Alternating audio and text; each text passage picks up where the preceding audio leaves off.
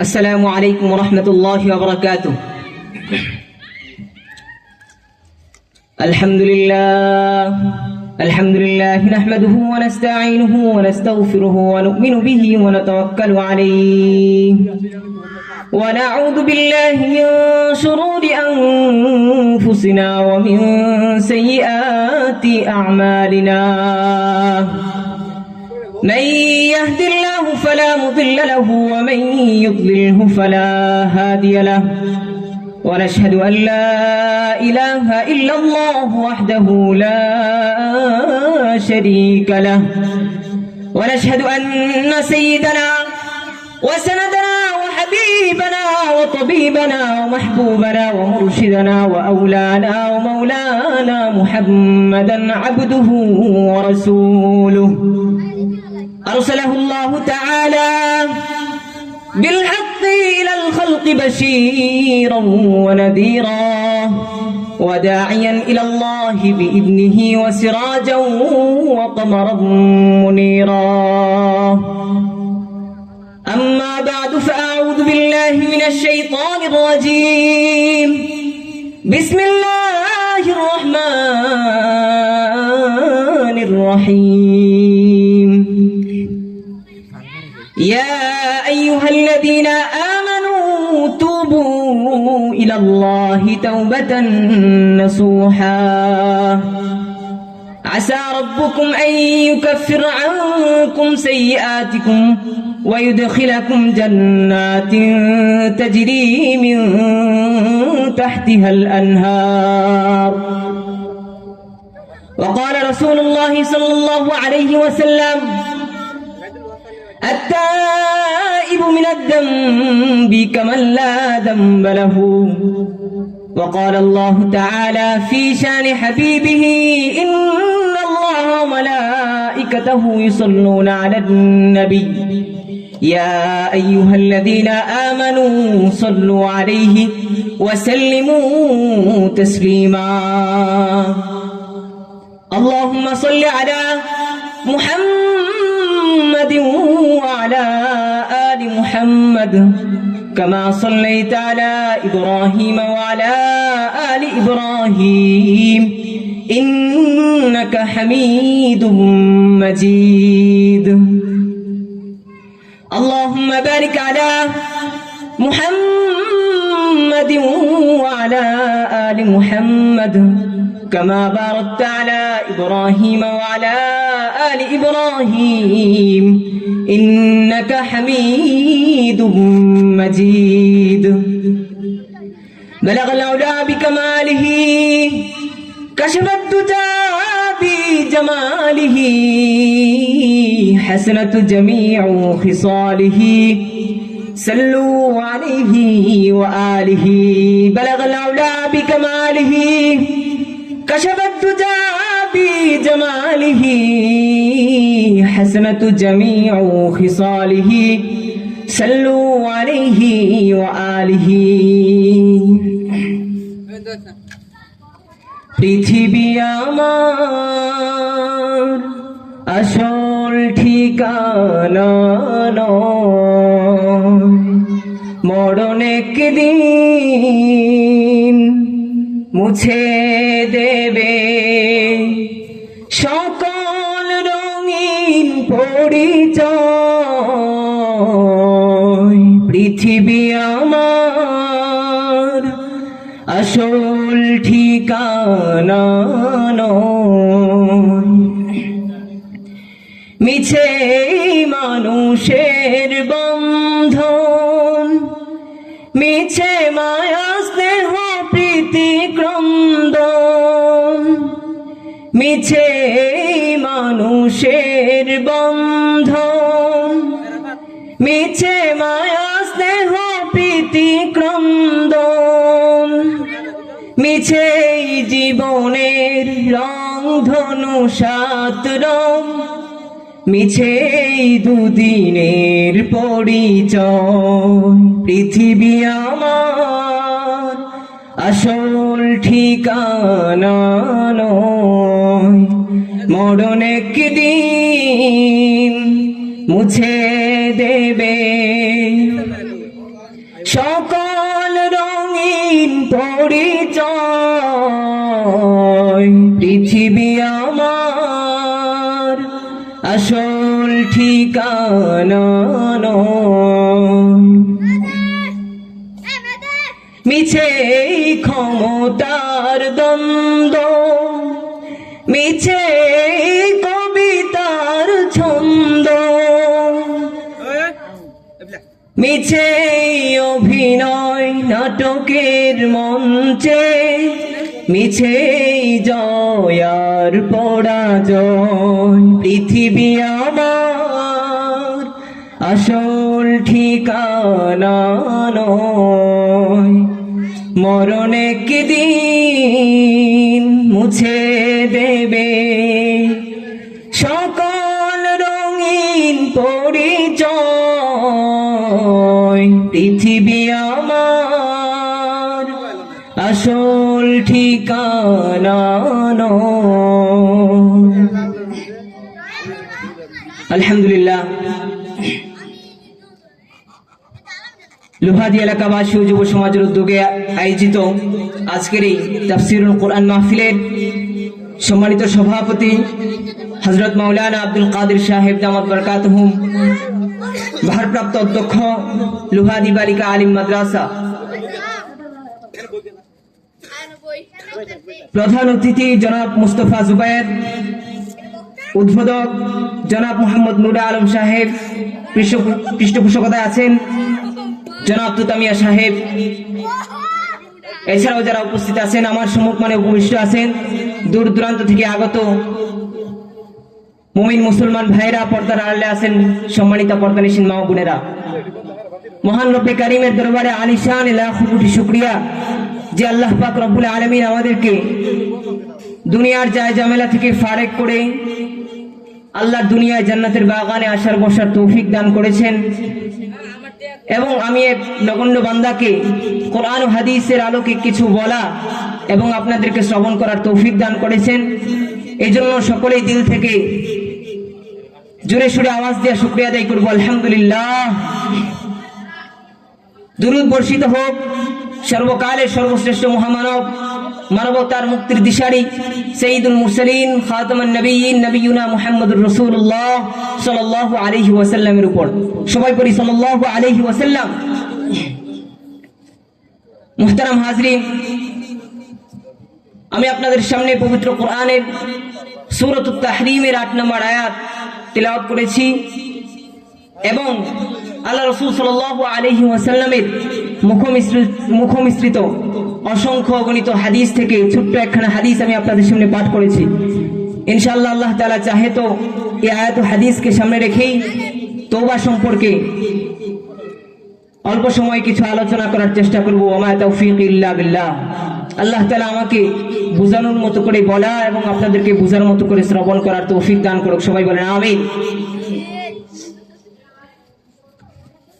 বর্তমান সময়ে আমাদের গুনাহ অনেক বেশি হয়, আর গুনাহ যখন বেশি হবে, গুনাহের আধিক্যতার কারণে আমাদেরকে আল্লাহ তাআলা ধ্বংস করে দিবেন। একবার জয়নব বিনতে জাহাশ রাদিয়াল্লাহু আনহা আল্লাহ রাসূল সাল্লাল্লাহু আলাইহি ওয়াসাল্লামকে জিজ্ঞেস করলেন, ফাকুলতু ইয়া রাসূলুল্লাহ আনাহলিকু ওয়া ফিনা সালিহুন, আমাদের মাঝে নেককার ব্যক্তিরা থাকতেও কি আমাদেরকে ধ্বংস করে দেওয়া হবে? আল্লাহ রাসূল সাল্লাল্লাহু আলাইহি ওয়াসাল্লাম বলেন, নাম ইদা কাসারাল খাবাস, হ্যাঁ তোমাদেরকে ধ্বংস করে দেওয়া হবে যখন গুনাহের আধিক্যতা হবে, অর্থাৎ অধিক পরিমাণে গুনাহ হবে, তখন আমাদেরকে সমূলে ধ্বংস করে দেওয়া হবে। মুহতারাম হাজরিন, এর জন্য আমাদেরকে গুনাহ থেকে বাঁচতে হবে। যে সমস্ত গুনাহ আমাদের হয়ে গেছে এগুলা থেকে তওবা করে আমাদেরকে আল্লাহ তাআলার পথে ফিরে আসতে হবে। যেহেতু তওবা সম্পর্কে আলোচনা করব, আমাদেরকে আগেই জেনে নেওয়া দরকার যে তওবা অর্থ কি। তওবা অর্থ হলো ফিরে আসা।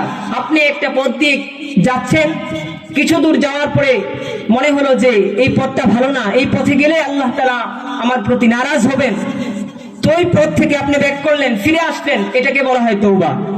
তওবা এবং ইস্তিগফারের মাঝে কিছু পার্থক্য আছে। তওবা মানে হলো ফিরে আসা, আর ইস্তিগফার মানে হলো কৃতকর্মের জন্য মাফ চাওয়া। তো মুহতারাম হাজরিন, এই তওবা সম্পর্কে আপনাদের সামনে কিছু আলোচনা করার চেষ্টা করব ইনশাআল্লাহ। মুহতারাম হাজরিন, পবিত্র কোরআনের যে আয়াত আমি খুতবায় তেলাওয়াত করেছি, আল্লাহ তাআলা এই আয়াতের মধ্যে বলেন, ইয়া আইয়ুহাল্লাযীনা আমানু তুবু ইলাল্লাহি তাওবাতান নাসুহা। আল্লাহ তাআলা যেন বলতে চান, এরে দুনিয়ার মানুষ, আমি আল্লাহ পাক রব্বুল আলামিনের উপরে যে তোমরা ঈমান এনেছো, আমি আল্লাহ পাক রব্বুল আলামিন ওই ঈমানকে গ্রহণ করলাম, এজন্য আমি তোমাদেরকে ঈমানদার বলে সম্বোধন করলাম, ঈমানদার বলে ডাক দিলাম। ইয়া আইয়ুহাল্লাযীনা আমানু, হে পৃথিবীর ঈমানদাররা, তুবু ইলাল্লাহ, তোমরা আমার কাছে তওবা করো, আমি আল্লাহর দিকে ফিরে আসো। কেমন ভাবে তওবা করবা, কিভাবে তওবা করবা, কেমন তওবা করবা, আমি আল্লাহ পাক নিজেই শিখিয়ে দেই। তুমি বান্দা তওবা করবে তওবাতুন নাসুহা, তোমার তওবাটা যেন হয় খাঁটি তওবা, তোমার তওবাটা যেন হয় তওবাতুন নাসুহা, যে তওবা করার জন্য আল্লাহ পাক রব্বুল আলামিন পবিত্র কোরআনের এই আয়াতের মধ্যে বলেছেন, ওই তওবাটা যদি কোনো বান্দা করতে চায়, তাহলে ওই বান্দার জন্য তওবা করার 4টা শর্ত আছে। প্রথমত 3টা শর্ত, যদি গুনাহটা আল্লাহ এবং তার বান্দার মাঝে সম্পৃক্ত হয়, আল্লাহ তাআলার মাসিয়াত এবং বান্দার সাথে সম্পৃক্ত যদি হয় তার গুনাহটা, তাহলে আল্লাহ পাক রব্বুল আলামিন ওই গুনাহ থেকে বান্দাকে ফিরিয়ে আনার জন্য 4টা শর্ত, 3টা শর্ত। এর 1 নম্বর শর্ত হলো, যেই গুনাহটা বান্দার মাধ্যমে সংঘটিত হয়েছে ওই গুনাহটা ছেড়ে দিতে হবে। 2 নম্বর শর্ত হলো, ওই গুনার জন্য অনুতপ্ত হতে হবে, লজ্জিত হতে হবে, কাকুতি মিনতি করে কায়েম অনুবাদকে আল্লাহ পাকের কাছে তওবা করতে হবে। 3 নম্বর শর্ত হলো, এই তওবাটা আর সামনের জিন্দেগিতে করবে না বলে একটা দৃঢ় প্রতিজ্ঞা করতে হবে। কেউ যদি এই 3টা শর্ত মেনে কারো জিন্দেগির গুনার জন্য তওবা করে, তাহলে আল্লাহ পাক রব্বুল আলামিন অবশ্যই তার গুনাহ কথাগুলোকে মাফ করে দিবেন। আর তার গুনাহটা যদি হয় কোনো বান্দার হকের সাথে সম্পৃক্ত, তাহলে আরেকটা শর্ত বাড়িয়ে 4টা শর্ত তার জন্য। 4 নম্বর শর্ত হলো, যেই বান্দার হকের সাথে তার গুনাহটা সম্পৃক্ত, ওই বান্দার কাছ থেকে মাফ চেয়ে তারপরে তাকে তওবা করতে হবে। তাহলে আল্লাহ পাক রব্বুল আলামিন তার জিন্দেগীর সব গুনাহ খাতাগুলোকে মাফ করে দিবেন। মানে হলো, কারণ হকের সাথে জড়িত যদি তার গুনাহটা হয়, তাহলে ওই বান্দা যদি মাফ না করে, তাহলে আল্লাহ পাক রব্বুল আলামিন মাফ করবেন না। কারণ আল্লাহ পাক রব্বুল আলামিন যদি ওই বান্দার হকটা মাফ করে দেয়, তাহলে ওই বান্দার উপর জুলুম করা হবে। আর আল্লাহ পাক রব্বুল আলামিন কোন বান্দার উপর কখনো জুলুম করবেন না। মুহতারাম হাজরিন, এই জন্য এই 4টা শর্ত মেনে যদি কোনো বান্দা তওবা করতে পারে, তাহলে ওই বান্দাটা কেমন পবিত্র হয়ে যায়। আল্লাহ রাসূল সাল্লাল্লাহু আলাইহি ওয়াসাল্লাম বলেন, সবেমাত্র যেন তার মায়ের পেট থেকে বান্দা জন্মগ্রহণ করেছে, ছোট বাচ্চা জন্ম নিলে তার জিন্দেগিতে যেমন কোনো গুনাহ থাকে না, সে যেন নিষ্পাপ, ছোট্ট বাচ্চা যেমন নিষ্পাপ হয়ে যায়, ছোট্ট বাচ্চা যেমন নিষ্পাপ অবস্থায় জন্মগ্রহণ করে, আমার কোন বান্দা যদি আল্লাহ পাক বলেন যে তওবা করে, তাহলে তার জিন্দেগীর গুনাহটা এমন ভাবে ধুয়ে মুছে আমি আল্লাহ পাক রব্বুল আলামিন পরিষ্কার করে দেই যে তার জিন্দেগিতে যেন কোনো গুনাহই নাই। আল্লাহ রাসূল সাল্লাল্লাহু আলাইহি ওয়াসাল্লাম বলেন, কুল্লু বনি আদম খাত্তাউন ওয়া খায়রুল খাত্তাইন আত-তাওয়াবুন। সকল বনি আদমরা গুনাহ করে, সকল বনি আদমরা পাপী, গুনাহগার, তবে ওই পাপী আর গুনাহগারদের মধ্যে সর্বোত্তম পাপী হলো ওই পাপী যে পাপ করার পরে আবার তওবা করে আল্লাহ তাআলার দিকে ফিরে আসে। এজন্য আমাদেরকে তওবা করতে হবে। তওবা সবাই যদি তওবা করে, তাহলে আল্লাহ পাক সবাইকেই মাফ করে দিবেন। মুহতারাম হাজরিন, তওবা করলে আল্লাহ পাক রব্বুল আলামিন কেমন বেশি খুশি হয়ে যায়।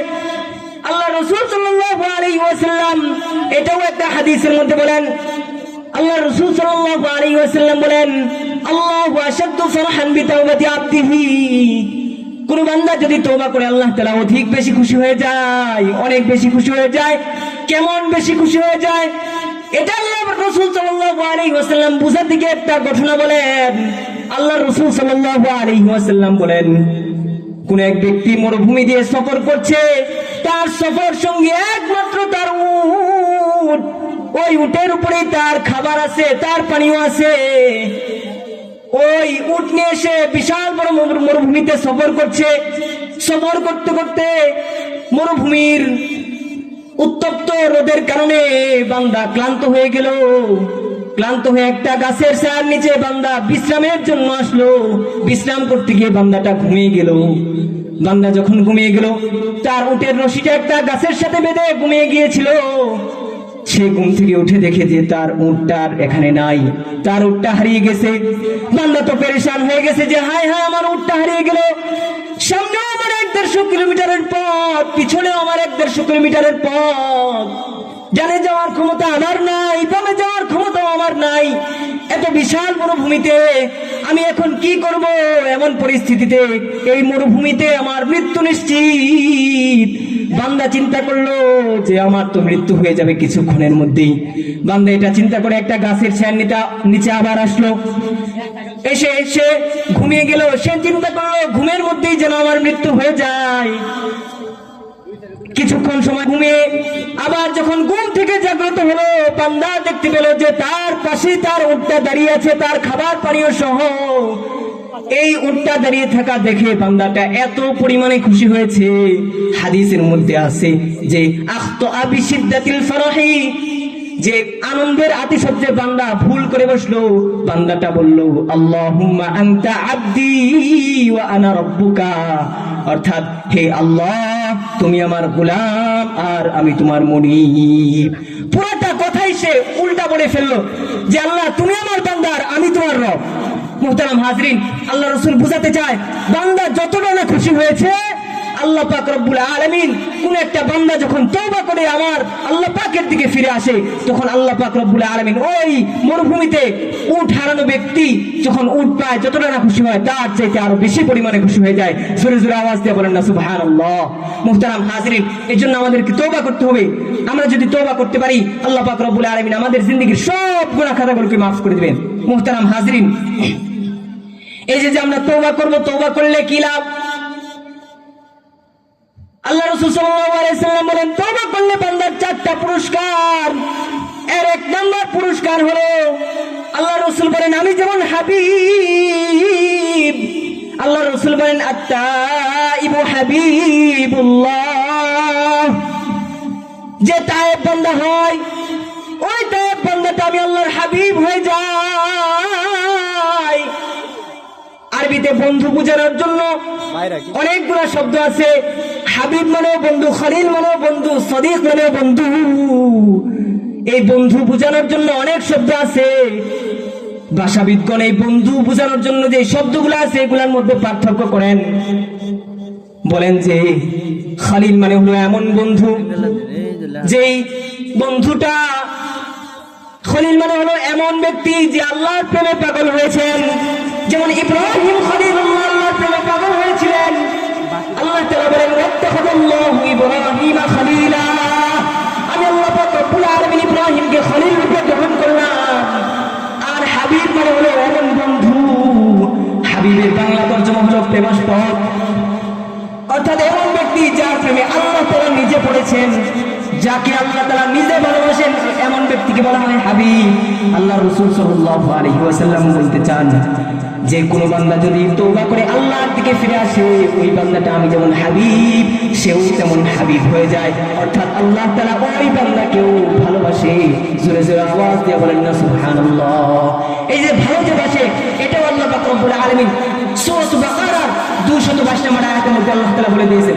আল্লাহ তাআলা বলেন ইন্নাল্লাহা ইউহিব্বুত তাওয়াবিনা ওয়া ইউহিব্বুল মুতাতাহহিরিন, আমি আল্লাহ পাক রব্বুল আলামিন তওবাকারীকে ভালোবাসি।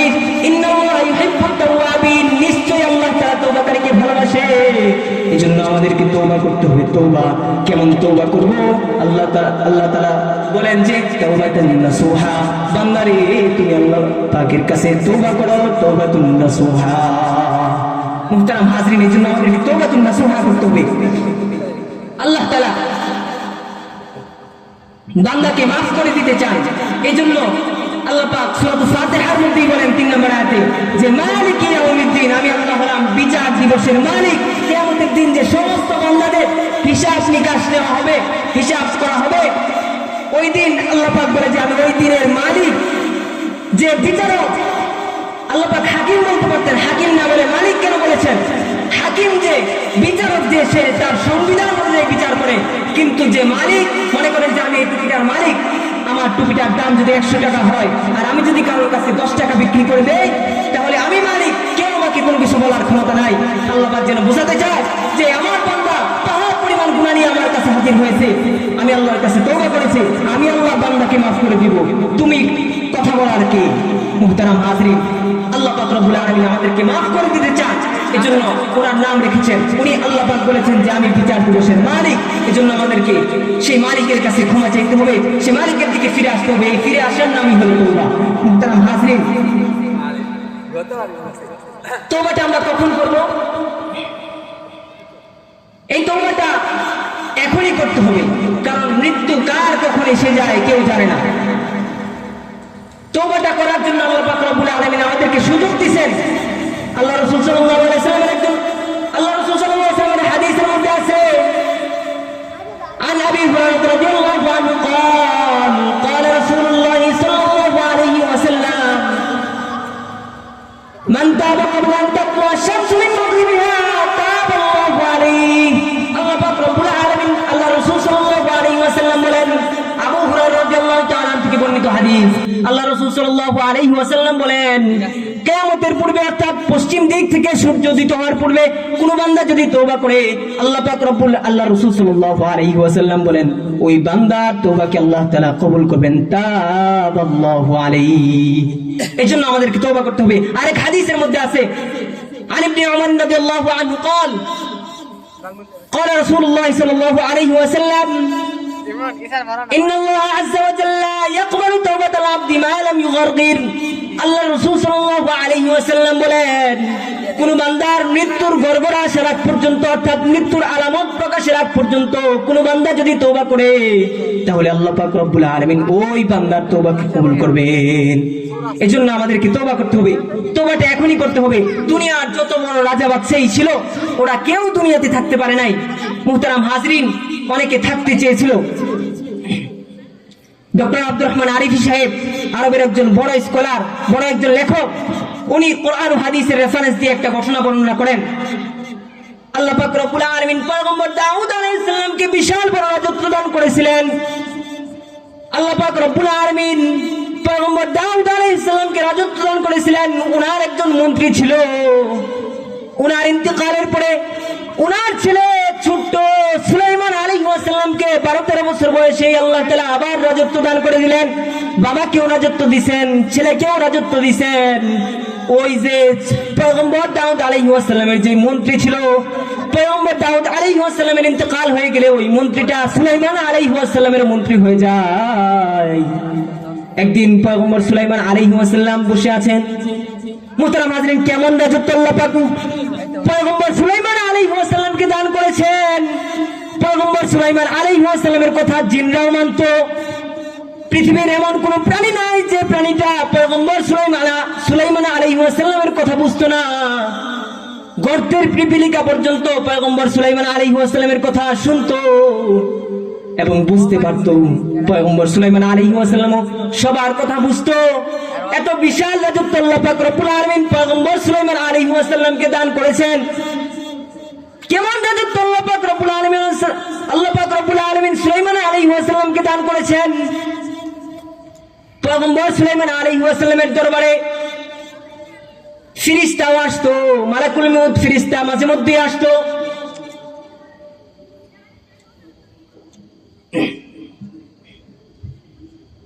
পয়গম্বর সুলাইমান আলাইহিস সালামের দরবারে মালাকুল মউত ফেরেশতা আসতো। একদিন পয়গম্বর সুলাইমান আলাইহিস সালাম ওনার রাজ দরবারে বসে আছেন, ওনার মন্ত্রীটা তার পাশেই বসে আছে। এমন সময় একটা অপরিচিত ব্যক্তির আগমন ঘটলো। যে অপরিচিত ব্যক্তিটাকে এই পুরা রাজ দরবারের কেউ তাকে চেনে না। এমন অপরিচিত ব্যক্তিটা এসে, তার চুলটা উস্কো খুস্কো আছে, এলোমেলো আছে, মনে হচ্ছে যে বহু দূর থেকে সে সফর করে আসছে। এমন ব্যক্তি পয়গম্বর সুলাইমান আলাইহিস সালামের কাছে এসে বসে পয়গম্বর সুলাইমান আলাইহিস সালামের সাথে কথাবার্তা বলছেন। আর ওই কথাবার্তা বলার মাঝে মাঝে ওই মন্ত্রীটার দিকে শুধু চোখ ঘুরিয়ে ঘুরিয়ে তাকায়। যখন ওই ব্যক্তিটা পয়গম্বর সুলাইমান আলাইহিস সালামের সাথে কথাবার্তা বলে, কথাবার্তা শেষ হলে যখন ওই ব্যক্তিটা রাজ দরবার থেকে চলে যায়, তখন মন্ত্রীটা বলে, ওগো পয়গম্বর সুলাইমান আলাইহিস সালাম, আমি আপনার বাবারও মন্ত্রী ছিলাম, আমি আপনারও মন্ত্রী হয়েছি। আমার এই বিশাল মন্ত্রিত্বের জীবনে এই ব্যক্তিকে কোনোদিন আপনার রাজ দরবারে দেখি নাই। এই ব্যক্তিটা কোথা থেকে আসলো, কোথায় ওর বাসা, কোত্থেকে আসলো, কে এই ব্যক্তি, একটু কি বলবেন? ওগো পয়গম্বর সুলাইমান, যদি একটু বলতেন, কারণ আপনার সাথে যখন কথা বলতেছিল তখন বারবার শুধু চোখ ঘুরে আমার দিকে তাকাচ্ছিল। আমার তো বড় ভয় হচ্ছে, ওর তাকানো দেখে আমার বড় ভয় হচ্ছে। পয়গম্বর সুলাইমান আলাইহিস সালাম বলে, এরা আমার মন্ত্রী, এটা তো সাধারণ কোনো মানুষ নয়, এটা হলো আল্লাহ পাকের ফেরেশতা, মালাকুল মউত ফেরেশতা আজরাইল, যে মানুষের জান কবজ করে। এখন আপনারাই বলেন, সে আগেই ভয় পাচ্ছিল, এখন যখন পয়গম্বর সুলাইমান আলাইহিস সালামকে জিজ্ঞাসা করছে, আর পয়গম্বর সুলাইমান আলাইহিস সালাম বলে, এটা কোনো মানুষ না, এটা মানুষ রূপী একজন ফেরেশতা, মালাকুল মউত ফেরেশতা, জান কবজকারী ফেরেশতা আজরাইল, তখন এর ভয় কি বাড়ছে না কমছে? অবশ্যই অনেক বেশি পরিমাণে বাড়ছে। এত পরিমাণে বেড়েছে যে পয়গম্বর সুলাইমান আলাইহিস সালামের মন্ত্রীটা পয়গম্বর সুলাইমান আলাইহিস সালামকে বলছে, ওগো পয়গম্বর সুলাইমান, আপনাকে তো আল্লাহ তাআলা বিশাল বড় রাজত্ব দান করেছেন। কেমন বড় রাজত্ব আল্লাহ পাক আপনাকে দান করেছেন?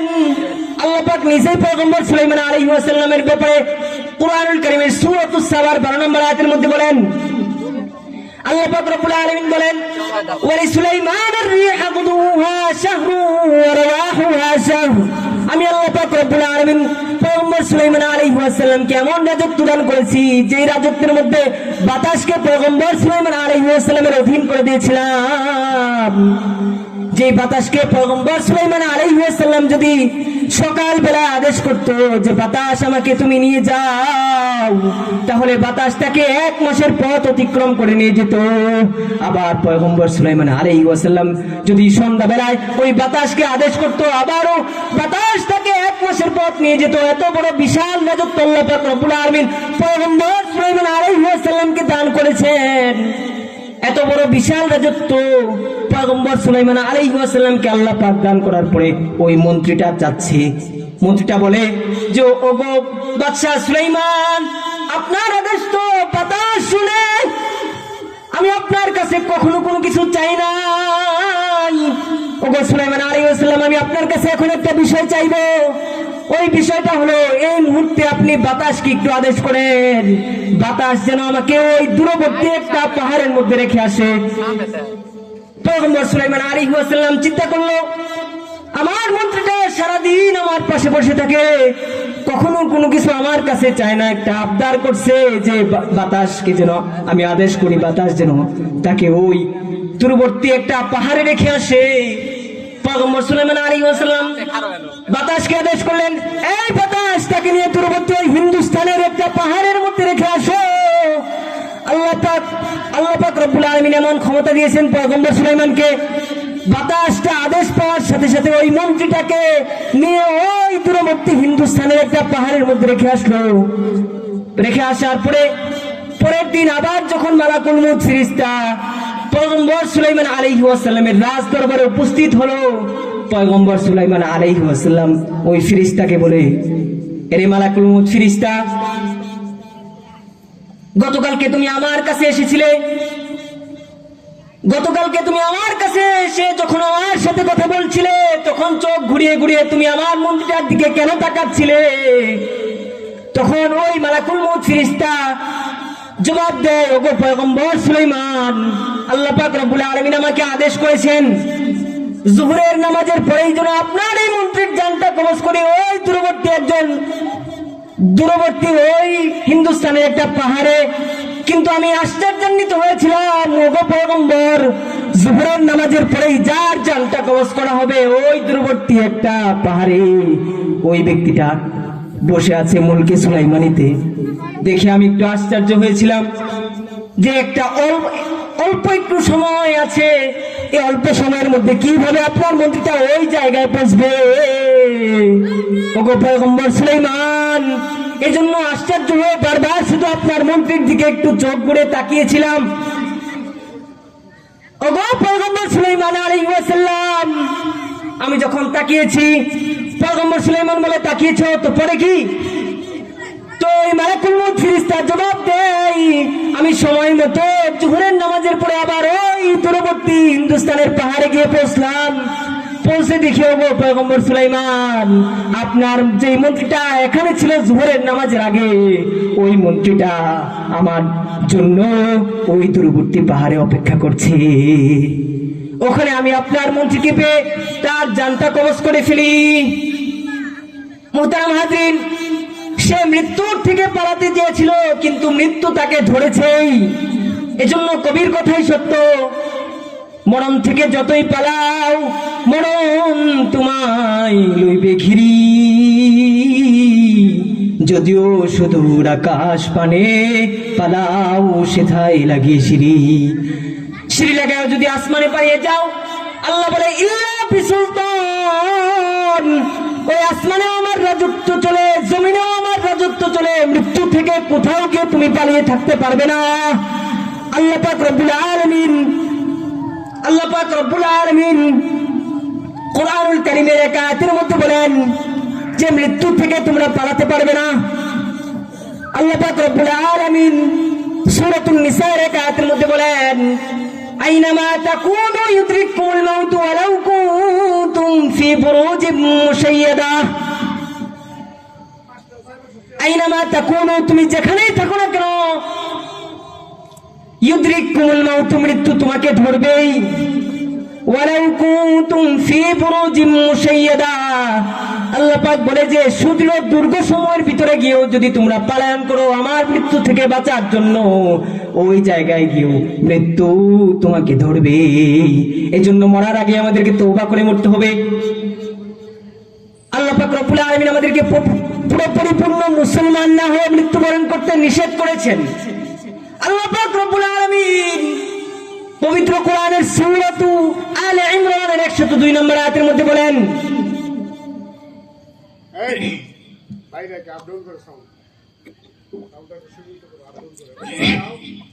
আল্লাহ পাক রব্বুল আলামিন পবিত্র কোরআনের সূরা আলে ইমরানের 2 নম্বর আয়াতের মধ্যে বলেন, ইয়া আইয়ুহাল্লাযীনা আমানুত্তাকুল্লাহা হাক্কা তুকাতিহি ওয়া লা তামুতুন্না ইল্লা ওয়া আনতুম মুসলিমুন। আল্লাহ পাক রব্বুল আলামিন বলেন, হে ঈমানদারগণ, তোমরা আল্লাহকে ভয় করো।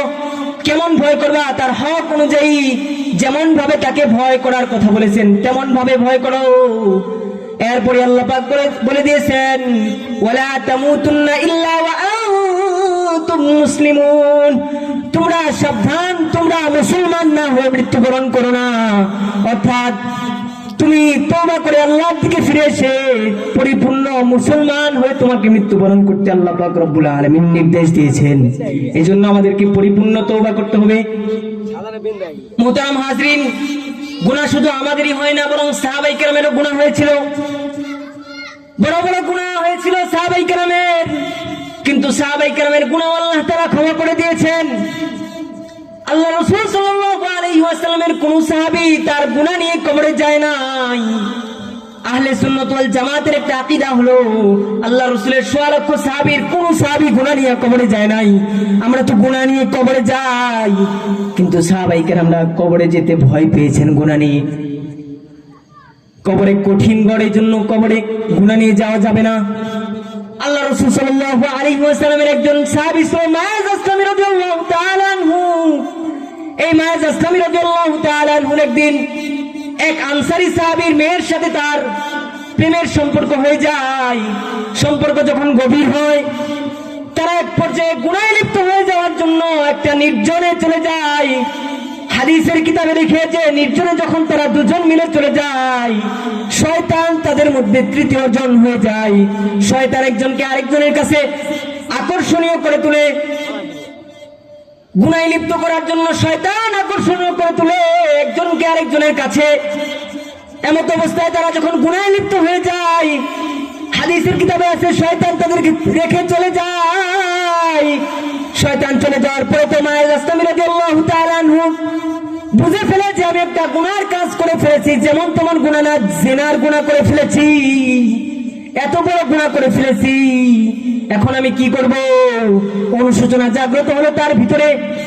আর এই অনুশোচনা জাগ্রত যার ভিতরে হয়, আল্লাহ পাক রব্বুল আলামিন বলেন যে ওই ব্যক্তির জন্য দুইটা জান্নাত।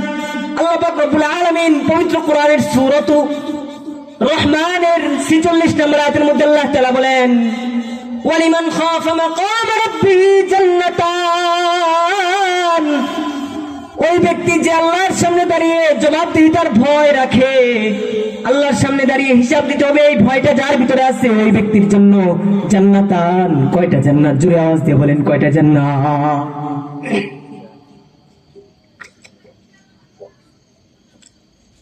আল্লাহ পাক রব্বুল আলামিন বলেন যে ওই ব্যক্তির জন্য দুইটা জান্নাত। পবিত্র কোরআনের অন্য এক আয়াতের মধ্যে আল্লাহ পাক রব্বুল আলামিন বলেন, সূরাতুন নাজিআতের 40 নম্বর আয়াতের মধ্যে আল্লাহ তাআলা বলেন, ওয়া আম্মা মান খাফা মাকাম রাব্বিহি ওয়া নাহান নাফসা আনিল হাওয়া ফাইন্নাল জান্নাতা হিয়াল মাওয়া।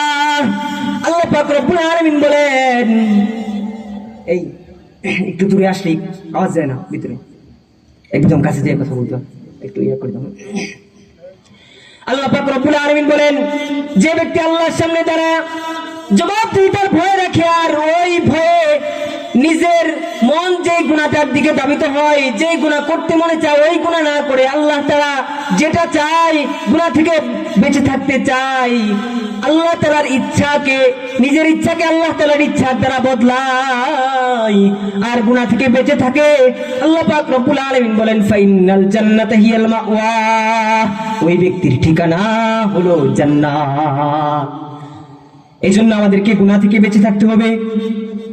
গুনাহ থেকে যদি আমরা বেঁচে থাকতে পারি তাহলে আল্লাহ পাক রব্বুল আলামিন আমাদেরকে দুইটা জান্নাত দান করবেন। কয়টা জান্নাত? জোরে জোরে আওয়াজ দিয়ে বলেন, কয়টা জান্নাত? ওই মায়ের ইসলামী রাদিয়াল্লাহু তাআলা আনহু যখন বুঝতে পারলো যে আমি তো গুনাহ করে ফেলেছি, আমি তো জিনা করে ফেলেছি, আমাকে তো আল্লাহ তাআলার কাছে মাফ চাইতে হবে, সে দৌড়ায় গেল আল্লাহর রাসূল সাল্লাল্লাহু আলাইহি ওয়াসাল্লামের কাছে, যা বলে, ও আল্লাহর নবী, আমি তো জিনা করে ফেলেছি। আল্লাহর রাসূল তার থেকে মুখটা একটু ঘুরিয়ে নিলেন, কিছুই বললেন না তাকে। আল্লাহর রাসূল মুখটা ঘুরিয়ে নিয়ে বললেন, চলে যাও, তুমি চলে যাও, তোমার বাড়িতে গিয়ে আল্লাহর কাছে মাফ চাও। মায়ের ইসলামী রাদিয়াল্লাহু তাআলা আনহু চলে গেল, কিন্তু কিছু দূর যাওয়ার পরে মনটা আর মানে না, হায় হায়, আমি তো আল্লাহর কাছে গুনাহ নিয়ে দাঁড়াতে হবে, আমি তো গুনাহ নিয়ে দাঁড়িয়ে থাকতে পারবো না আল্লাহর সামনে। এই জবাবদিহিতার ভয় আমার অন্তরে আছে, আমি কিভাবে জবাব দেব আল্লাহর কাছে? এই জন্য মায়ের ইসলামী রাদিয়াল্লাহু তাআলা আনহু আবার দৌড়ে গেল আল্লাহর রাসূল সাল্লাল্লাহু আলাইহি ওয়াসাল্লামের কাছে, যা বলে, ও আল্লাহর নবী, আমাকে পবিত্র করে দেন, আমি তো জিনা করে ফেলেছি। মায়ের ইসলামী রাদিয়াল্লাহু তাআলা আনহুকে আল্লাহর নবী আবারও পাঠিয়ে দিলেন। এইভাবে করে করে একবার, দুইবার করে 3-4 বার যখন আল্লাহর নবী পাঠিয়ে দেয়, আবার ফিরে আসে মায়ের ইসলামী রাদিয়াল্লাহু তাআলা আনহু, এসে বলে, ও আল্লাহর নবী, আমাকে পবিত্র করে দেন, আমি এই গুনাহ নিয়ে আল্লাহর সামনে দাঁড়াতে পারবো না। আল্লাহ পাক, আল্লাহ রাসূল সাল্লাল্লাহু আলাইহি ওয়াসাল্লাম যে জায়গায় বসে আছে, উনার পাশেই উনার ওই মায়ের ইসলামী রাদিয়াল্লাহু তাআলা আনহুর গোত্রের কিছু লোক বসা ছিল। গোত্রের লোকদেরকে সম্বোধন করে বলে, এই মায়ের গোত্রের লোকরা, তোমরা কি জানো এমন কোনো কিছু যে মায়ের মাথায় কোনো সমস্যা আছে, সে পাগল টাগল? ওই মায়ের গোত্রের লোকেরা বলে, আল্লাহর নবী, আমরা মায়ের ব্যাপারে যতটুকু জানি, সে কোনো পাগল নয়, তার মাথায় কোনো সমস্যা নাই। আল্লাহর নবী বলে, তাহলে কি মায়ের মদ পান করছে? আল্লাহ রাসূল সাল্লাল্লাহু আলাইহি ওয়াসাল্লামের কথা শুনে একজন সাহাবী উঠে দাঁড়িয়ে মায়ের ইসলামী রাদিয়াল্লাহু তাআলা আনহুর মুখের কাছে তার নাকটা নিয়ে ঘ্রাণ নিয়ে বললেন, ও আল্লাহর নবী, মায়ের তো মদ পান করে নাই। এই কথা শুনে আল্লাহর রাসূল সাল্লাল্লাহু আলাইহি ওয়াসাল্লাম বলে, আরে মায়ের, তুমি কি বোঝাতে চাও? মায়ের ইসলামী রাদিয়াল্লাহু তাআলা আনহু বলে, ও আল্লাহর নবী, আমি সত্যি সত্যি জিনা করেছি, অর্থাৎ বিবাহিত নারী পুরুষ হালাল ভাবে যে কাজটায় লিপ্ত হয়, আমি বিবাহ ছাড়াই সেই কাজে লিপ্ত হয়ে গেছি। আর ইসলামের মধ্যে বিধান আছে, কোন বিবাহিত নারী পুরুষ যদি অন্যায় ভাবে জিনায় লিপ্ত হয়ে যায়, তাহলে তার শাস্তি হলো রজম মেরে হত্যা করা। মায়ের ইসলামী রাদিয়াল্লাহু তাআলা আনহু নিজেকে পবিত্র করতে চেয়েছেন। আল্লাহর রাসূল সাল্লাল্লাহু আলাইহি ওয়াসাল্লাম সাহাবায়ে কেরামকে ডাকলেন, এরে আমার সাহাবীরা, তোমরা এই মাছকে নিয়ে যাও ওই দূরবর্তী ওই মরুভূমিতে নিয়ে যাও। মাছকে মরুভূমিতে নিয়ে গিয়ে তোমরা বুট পর্যন্ত একটা গর্ত করো, গর্ত করে বুট পর্যন্ত মাছের গর্তের নিচে চাপা দিয়ে মাছকে তোমরা পাথর নিক্ষেপ করে হত্যা করো। আল্লাহ রাসূল সাল্লাল্লাহু আলাইহি ওয়াসাল্লামের আদেশ মতো সাহাবীরা তাকে দূরবর্তী একটা মরুভূমিতে নিয়ে গেল। মরুভূমিতে নিয়ে গিয়ে তাকে বুট পর্যন্ত গর্ত করে তাকে পাথর নিক্ষেপ করে হত্যা করে ফেললো। মায়ের জানাজা পড়ে মায়েরকে দাফন করা হলে কিছুদিন পর আল্লাহ রাসূল সাল্লাল্লাহু আলাইহি ওয়াসাল্লাম মায়ের কবরের পাশ দিয়ে কোথাও যেন যাচ্ছিলেন। আল্লাহ রাসূল সাল্লাল্লাহু আলাইহি ওয়াসাল্লাম যখন এই মায়েজ আসলামী রাদিয়াল্লাহু তাআলা আনহুর কবরটাকে অতিক্রম করছেন, তখন এই মায়েজ আসলামী রাদিয়াল্লাহু তাআলা আনহুর ব্যাপারে আল্লাহ রাসূলের একজন সাহাবী আরেকজনকে বলছে যে এই ব্যক্তিটা, এই যে কবরটা দেখছো, এই ব্যক্তিটা একটা গুনাহে লিপ্ত হয়ে গিয়েছিল। আল্লাহ তাআলা ওই ব্যক্তির গুনাহকে গোপন রাখছিল, কিন্তু তার মনটা সইল না। সে যে আল্লাহর নবীর কাছে প্রকাশ করে দিল তার গুনাহটা, আর নিজের উপরে শাস্তি নিল। মানুষ তাকে কুকুরের মতো পাথর নিক্ষেপ করে হত্যা করেছে। যখন একজন সাহাবী আরেকজনের কাছে আল্লাহর নবীর সাহাবী মায়ের ব্যাপারে দুর্নাম করছে, বদনাম করছে, গীবত করছে, তখন আল্লাহর রাসূল সাল্লাল্লাহু আলাইহি ওয়াসাল্লাম তৎক্ষণাৎ কিছুই বললেন না। আল্লাহর নবীর সামনের দিকে অগ্রসর হতে শুরু করলেন। কিছু দূর যাওয়ার পরে দেখলেন রাস্তার পাশে একটা গাধা মরে পড়ে আছে। আল্লাহ রাসূল সাল্লাল্লাহু আলাইহি ওয়াসাল্লাম দেখলেন যে গাধা মরে পড়ে আছে, পা গুলো সোজা হয়ে আছে, মরে ফুলে গেছে। এমন একটা গাধা দেখি আল্লাহর নবী সাল্লাল্লাহু আলাইহি ওয়াসাল্লাম ওখানে দাঁড়ালেন। দাঁড়িয়ে ওই দুই সাহাবী যারা মায়েজ আসলামীর ব্যাপারে গীবত করছিল ওদেরকে ডাকলেন, এ আমার সাহাবীরা তোমরা আসো। যখন সাহাবী দুইজন উপস্থিত হলো, আসলো, তখন আল্লাহর নবী ওই দুইজন সাহাবীকে বললেন, তোমরা এই গাধাটাকে নিয়ে যাও, তোমাদের বাড়িতে নিয়ে যাবে। এই গাধাটা নিয়ে গিয়ে তোমরা এই গাধার গোশত দিয়ে তোমরা খানা খাবে। আল্লাহ রাসূল সাল্লাল্লাহু আলাইহি ওয়াসাল্লামকে তখন সাহাবী দুইজন বলল, আল্লাহর নবী,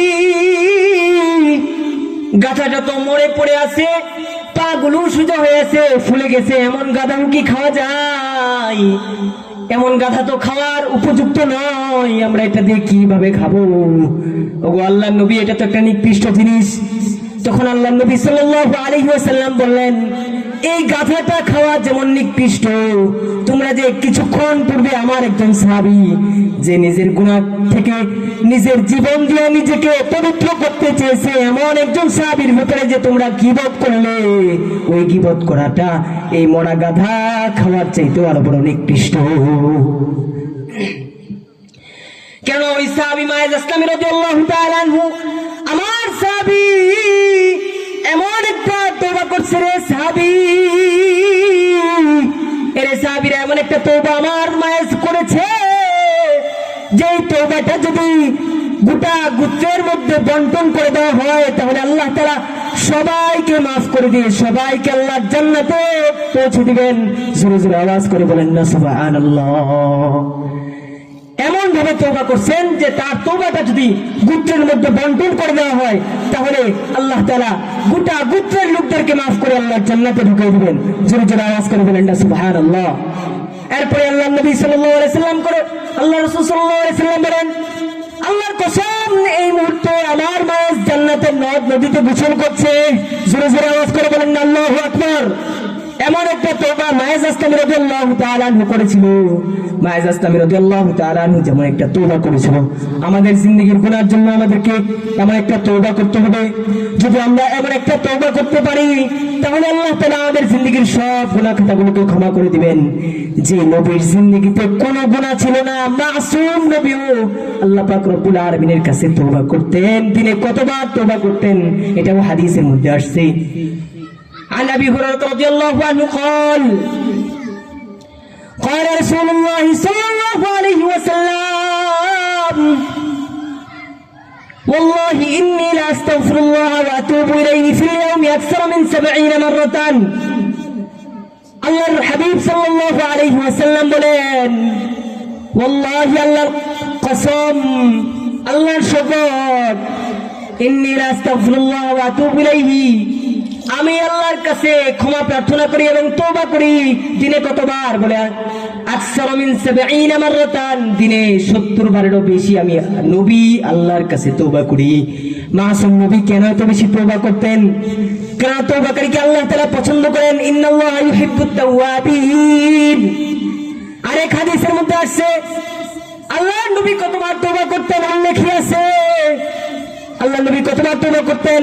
আনিল আগর ইবনে ইয়াসার আল-মুজানি রাদিয়াল্লাহু আনহু قال قال رسول الله সাল্লাল্লাহু আলাইহি ওয়াসাল্লাম, আল্লাহর হাবিব সাল্লাল্লাহু আলাইহি ওয়াসাল্লাম বলেন, আল আগর ইবনে ইয়াসার আল-মুজানি রাদিয়াল্লাহু তাআলা আনহু থেকে বর্ণিত হাদিস, আল্লাহর নবী বলেন,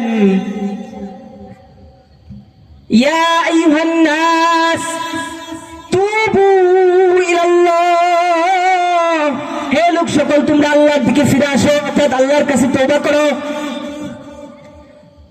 ফাইন্নী আতুবু ফিল ইয়াউমি 100 মাররাতিন, আমি নবী দিনে 100 বার তওবা করি। আল্লাহু আকবার। যে নবীর গুনাহ ছিল না তিনি 100 বার তওবা করতেন, আর আমাদের জিন্দেগি ভর শুধু গুনাহ। আমাদের কতবার তওবা করা দরকার একটু চিন্তা করে দেখেন। যে নবী গুনাহ নাই তাও 100 বার তওবা করতেন, আমাদেরকে তো আরো বেশি পরিমাণে তওবা করতে হবে, কারণ আমাদের জিন্দেগিটাই গুনাহ দিয়ে ভরপুর। মুহতারাম হাজরিন, গুনাহ থেকে তওবার ব্যাপারে আল্লাহ তাআলা বিভিন্ন আয়াতের মধ্যে বিভিন্ন কথা বলেছেন। আল্লাহ পাক রব্বুল আলামিন পবিত্র কোরআনের সূরাতুন নূরের মধ্যে বলেন, আল্লাহ পাক রব্বুল আলামিন সূরাতুন নূরের 31 নম্বর আয়াতের মধ্যে বলেন, ওয়াতুবু ইলাল্লাহি জামিআন আইয়ুহাল মুমিনুনা লাআল্লাকুম তুফলিহুন। আল্লাহ পাক রব্বুল আলামিন বলেন, ওয়াতুবু ইলাল্লাহি জামিআন আইয়ুহাল মুমিনুন, যে হে মুমিনরা তোমরা সকলে মিলে আল্লাহর দিকে ফিরে আসো, অর্থাৎ আল্লাহর কাছে তওবা করো। যদি সফলতা চাও, অর্থাৎ জিন্দেগির গুনাহ যদি সবাই মিলে তওবা করে আমি আল্লাহর দিকে ফিরে আসতে পারো, আমি আল্লাহ পাক রব্বুল আলামিন ইহ জিন্দেগিতে তোমাকে সফলতা দান করব, পরের জিন্দেগিতেও তোমাকে সফলতা দান করব। অর্থাৎ ইহকালের সফলতা এবং পরকালের সফলতা যদি তুমি বান্দা চাও, তাহলে তুমি তওবা করে আমি আল্লাহর দিকে ফিরে আসো। মুহতারাম হাজিরিন, পবিত্র কোরআনের আরেক আয়াতের মধ্যে বলেন, সূরাত হুদের 3 নম্বর আয়াতের মধ্যে আল্লাহ তাআলা বলেন, আনিস্তাগফিরু রাব্বাকুম সুম্মা তুবু ইলাইহি, তোমরা আমি আল্লাহ পাক রব্বুল আলামিনের কাছে তোমরা সবাই মিলে তওবা করো, ইস্তিগফার করো, ফিরে আসো। সুম্মা তুবু ইলাইহি, অর্থাৎ তোমরা আমি আল্লাহ পাকের কাছে তোমরা ফিরে আসো, তওবা করো। ইউআতিকুম মাতান হাসানান ইলা আজালিন মুসাম্মা, আল্লাহ পাক রব্বুল আলামিন বলেন, যদি তওবা করে আমি আল্লাহ পাকের কাছে ফিরে আসতে পারো, তাহলে আমি আল্লাহ পাক রব্বুল আলামিন তোমার জীবনটাকে উত্তম রূপে উপভোগ করতে দান করব। উত্তম রূপে উপভোগ করার জন্য আল্লাহ পাক সুযোগ দিবেন, যদি আমরা তওবা করে আমি আল্লাহ পাকের দিকে ফিরে আসতে পারো। আল্লাহ পাক রব্বুল আলামিন এই কথা বলেন। মুহতারাম হাজিরিন, আমরা তো দুনিয়াতে সুখ চাই, কিন্তু সুখ কি করলে আল্লাহ পাক দান করবেন নিজেই আল্লাহ পাক বলে দিয়েছেন, আমরা ওই কাজটা করি না।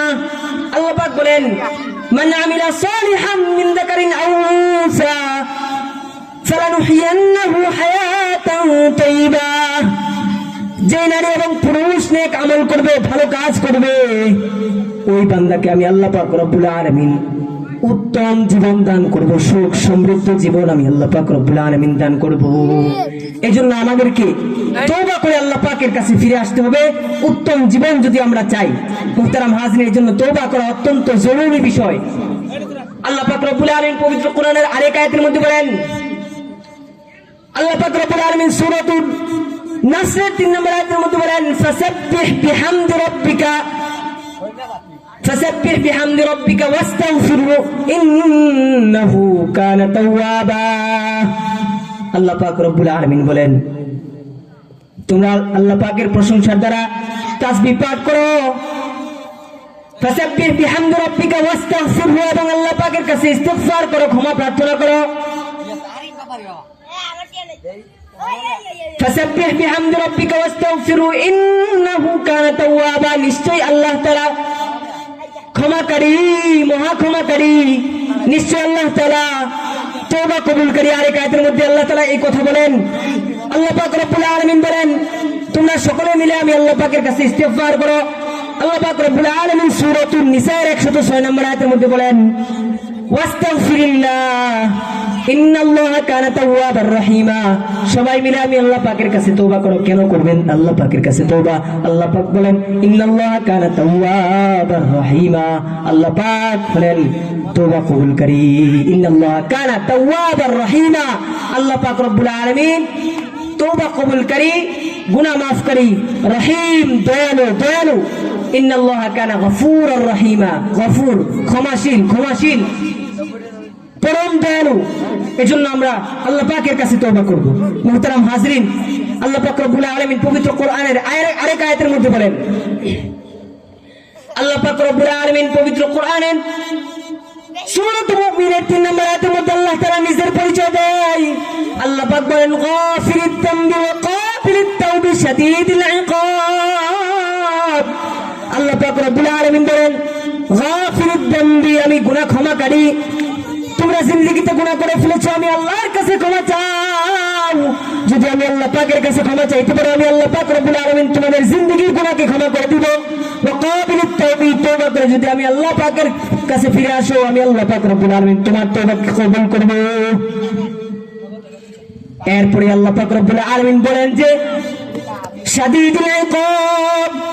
বান্দারে, আমি আল্লাহ পাকের নাম রাখলাম গাফিরিত যামবি, গুনাহ ক্ষমাকারী, কাবিলিত তাওবি, তওবা কবুলকারী। এরপরেও যদি গুনার জন্য ক্ষমা না চাও, তওবা না করো, তাহলে সাবধান, মনে রাখো, স্মরণ রাখো, শাদীদুল ইকাব, আমি আল্লাহর আযাব কিন্তু বড় কঠিন। এজন্য আমাদেরকে তওবা করতে হবে। জিন্দেগির গুনার জন্য যদি আমরা তওবা করে আল্লাহ পাকের দিকে ফিরে আসতে পারি, তাহলে আল্লাহ পাক রব্বুল আলামিন আমাদের জিন্দেগির সব গুনাহ খাতাগুলোকে ক্ষমা করে দিবেন। মুহতারাম হাজির, পবিত্র কোরআনের আরেক আয়াতের মধ্যে আল্লাহ তাআলা বলেন, সূরাতুশ শুরার 25 নম্বর আয়াত, আল্লাহ পাক রব্বুল আলামিন বলেন, হুয়াল্লাযী ইয়াকবালু তাওবাতা আন ইবাদিহি ওয়া ইয়াফু আনিস সাইয়্যাতি ওয়া ইয়া'লামু মা তাফআলুন। হুয়াল্লাযী ইয়াকবালু তাওবাতা আন ইবাদিহি, আমরা কেমন ভাবে ইবাদত করি দেখেন। আল্লাহ পাক কি বলেন, হুয়াল্লাযী ইয়াকবালু তাওবাতা, এমন রব আল্লাহ পাক রব্বুল আলামিন, যে রব তার বান্দার তওবা কবুলকারী। ইয়াকবালু তাওবাতা আন ইবাদিহি ওয়া ইয়াফু আনিস সাইয়্যাতি ওয়া ইয়া'লামু মা তাফআলুন। আল্লাহ পাক বান্দার গুনাহগুলোকে ক্ষমা করে দেন এবং বান্দা যা করে ওই ব্যাপারে আল্লাহ তাআলা জানেন। মুহতারাম হাজরিন, এর জন্য আমরা আল্লাহ পাকের কাছে ক্ষমা চাইতে হবে। কারণ আল্লাহ পাক রব্বুল আলামিন বান্দার গুনাহকে ক্ষমা করেন। শুধু ক্ষমা করেই ক্ষান্ত থাকেন না, আল্লাহ পাক রব্বুল আলামিন এই যে অনাবৃষ্টি, বৃষ্টিও দান করেন যদি তওবা করতে পারে। নূহ আলাইহিস সালাম বলেন যে আমি আমার কওমকে বলেছি। সূরাতুন নূহের 10 নম্বর আয়াতের মধ্যে আছে, সূরাতুন নূহের 10 নম্বর আয়াতের মধ্যে আছে 10 থেকে 12 নম্বর আয়াত। আল্লাহ পাক রব্বুল আলামিন বলেন, ফাকুলতু ইস্তাগফিরু রাব্বাকুম ইন্নাহু কানা গাফফারা। নূহ আলাইহিস সালাম তার কওমকে বলে যে আমি কওমকে বলেছি, ফাকুলতু ইস্তাগফিরু রাব্বাকুম, তোমরা তোমাদের প্রভুর কাছে ক্ষমা চাও। ইন্নাহু কানা গাফফারা, কেননা তিনি ক্ষমাশীল। যদি ক্ষমা চাইতে পারে, ইউরসিলিস সামাআ আলাইকুম মিদরারা, যদি ক্ষমা চাইতে পারে তাহলে আল্লাহ তাআলা আকাশ থেকে তোমাদের জন্য প্রচুর পরিমাণে বৃষ্টি দান করবেন। অনাবৃষ্টির কারণে তোমাদের ক্ষেতের মধ্যে, তোমাদের জমির মধ্যে ফসল হয় না। চিন্তা করো না, আল্লাহর দিকে তওবা করে ফিরে আসো, জিন্দেগির গুনার জন্য ক্ষমা চাও। আমি আল্লাহ পাক রব্বুল আলামিন তোমাদেরকে বৃষ্টি দিয়ে সাহায্য করব। ইউরসিলিস সামাআ আলাইকুম মিদরারা। এরপরে আয়াতে আল্লাহ তাআলা বলেন, ويمددكم بأموال وبنين ويمددكم بأموال وبنين ويجعل لكم جنات ويجعل لكم أنهارا। الله পাক রব্বুল আলামিন বলেন, ويمددكم بأموال وبنين, সহায় সম্পত্তি, ধন সম্পদ, সন্তানাদি দিয়ে আমি আল্লাহ পাক রব্বুল আলামিন তোমাদেরকে সাহায্য করব। তোমাদের জন্য আমি আল্লাহ পাক বাগান সৃষ্টি করব, জান্নাত মানে হলো উদ্যান বাগান, এবং তোমাদের জন্য আমি নদী নালা প্রবাহিত করব যদি তোমরা তওবা করে আমি আল্লাহর দিকে ফিরে আসতে পারো। জিন্দেগীর গুনার জন্য তোমরা যদি তওবা করতে পারো, ওই সমস্ত নিয়ামত আল্লাহ তাআলা আমাদেরকে দান করবেন। মুহতারাম হাজরিন, আমরা যদি তওবা করে ফিরে আসি, আমার যেই সন্তান কথা শুনে না ওই সন্তানকে বাধ্য করে দিবেন, এই সন্তানকে বাধ্য করে দিয়ে আল্লাহ পাক আমাকে সাহায্য করবেন। আমাদের ধন সম্পদগুলো আগুনে পুড়ে যায়, বিভিন্ন জায়গায় আগুন লাগে, সহায় সম্পত্তি পুড়ে যায়, লাখ লাখ কোটি কোটি টাকার সম্পত্তি পুড়ে যায়। আল্লাহ পাক বলে তওবা করে ফিরে যদি আসতে পারো তাহলে তোমাদেরকে সম্পদ দিয়ে আমি আল্লাহ পাক সাহায্য করব, হারানো সম্পদগুলো আমি আল্লাহ পাক ফিরিয়ে দিয়ে সাহায্য করব। এই জন্য আমাদেরকে তওবা করে আল্লাহর দিকে ফিরে আসতে হবে। মুহতারাম হাজরিন, বান্দার গুনাহ যদি আসমান পরিমাণ হয় তবু আল্লাহ পাক ক্ষমা করবেন। হাদিসে কুদসিতে আছে, আল্লাহ রাসূল সাল্লাল্লাহু আলাইহি সাল্লাম বলেন, এটা কিন্তু আল্লাহ পাকেরই কথা। আল্লাহর রাসূল সাল্লাল্লাহু আলাইহি সাল্লাম বলেন, ইয়া ইবনে আদম লাউ বালাগাত যুনুবুকা আনানাস সামাই লাউ বালাগাত যুনুবুকা আনানাস সামাই ফাস্তাগফিরতানি গফারতু লাকা ফাগফারতু লাকা। আল্লাহ পাক রব্বুল আলামিন বলেন যে, হে বনি আদম, তোমার গুনাহ যদি এই জমিনের খালি জায়গাটা ভরে আসমানে গিয়ে পৌঁছে, আসমানের কিনারায় যায় পৌঁছে, আসমানের মেঘের সাথে যে লেগে যায়, এই বিশাল পরিমাণে গুনাহ যদি তোমার জিন্দেগিতেও তুমি করে ফেলো, এরপরেও যদি আমি আল্লাহ পাকের কাছে ক্ষমা চাও, গফারতু লাকা, আমি আল্লাহ পাক রব্বুল আলামিন তোমার জিন্দেগির গুনাহ খাতাগুলোকে ক্ষমা করে দেব। জোরে জোরে আওয়াজ দিয়ে বলেন না সুবহানাল্লাহ। মুহতারাম হাজরিনের জন্য আমাদেরকে তওবা করতে হবে। কেমন তওবা আমাদেরকে করতে হবে? আল্লাহ পাক রব্বুল আলামিন বলেন, তুবু ইলাল্লাহি তাওবাতান নাসুহা, আমি আল্লাহর কাছে তোমরা তওবা করে তাওবাতুন নাসুহা। মুহতারাম হাজরিন, বনি ইসরাইলের একজন ব্যক্তি ছিল, যে ব্যক্তিটা 99টা হত্যা করেছে, 99টা খুন করার পরে তার ভিতরে অনুশোচনা জাগ্রত হয়েছে।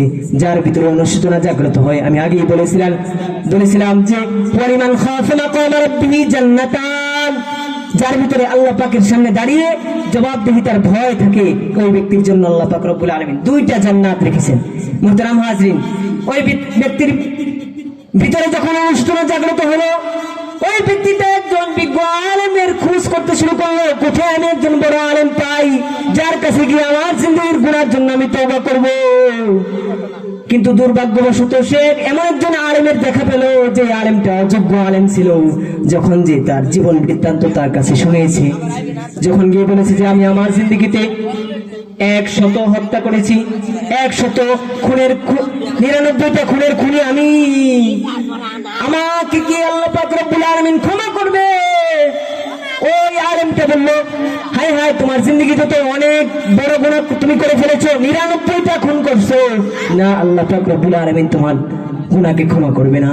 আর ওই ব্যক্তিও কি করলো, এই ব্যক্তিকে যখন বললো যে তোমাকে তো আল্লাহ তাআলা ক্ষমা করবে না, তখন বললো যে তাহলে আর তোমার বাঁচায় রেখে কি লাভ, তোমার মেরে ফেলাই। ওই আলেমকে হত্যা করে ফেললো। ওই আলেমকে হত্যা করে ফেলার পরে কিছুদিন পর তার আবার অনুশোচনা জাগ্রত হলো, হায় হায়, আমার জিন্দেগি তো শেষ হয়ে যাচ্ছে, আমি তো মরে যাবো, আল্লাহর সামনে আমাকে এই গুনাহ নিয়ে দাঁড়াতে হবে, না না, আমার জিন্দেগির গুনাহ নিয়ে আমি আল্লাহর সামনে দাঁড়াতে পারবো না। আবার আলেমের খোঁজ করতে শুরু করলো, মানুষটাকে একটা সন্ধান দিল যে অমুক জায়গায় একজন বড় আলেম আছে, তুমি তার কাছে যাও। আগেই বলি যে প্রথম যে আলেমের কাছে গিয়েছিল, সে যে বলেছিল যে তার জিন্দেগিতে অনেক গুনাহ, তাকে ক্ষমা করা যাবে না। এই ব্যাপারে আল্লাহর নবী বলেন যে মানুষকে তোমরা আতঙ্ক লাগাইও না। আল্লাহর নবী বলেন, ইয়াসসিরু ওয়ালা তুআসসিরু, বাশশিরু ওয়ালা তুনাফফিরু। আল্লাহর রাসূল বলেন যে ধর্মকে তোমরা সহজ করো, ওয়ালা তুআসসিরু, কঠিন করো না। ধর্মকে সহজ করার অর্থ হলো এই নয় যে আপনি যদি বলেন যে তাহলে না আপনারা বলেন নামাজ পড়েন 5 ওয়াক্ত, রোজা রাখেন রমজান মাসে 1 মাস, সমর্থমান হলে হজ করেন, নেশাব পরিমাণ মাল থাকলে যাকাত দেন, এগুলো তো আপনারা ধর্মকে কঠিন করছেন। না না, এটা ধর্মকে কঠিন করা নয়, বরং এই ফরজ যে আইনগুলো আছে, ফরজ যে বিধানগুলো আছে, ওয়াজিব যেগুলো আছে, সুন্নতে মুআক্কাদা যেগুলো আছে, ওগুলার ব্যাপারে ছাড় দেওয়ার জিম্মাদারি আমাদের নাই, আলেমদেরও নাই, নবীরও নাই।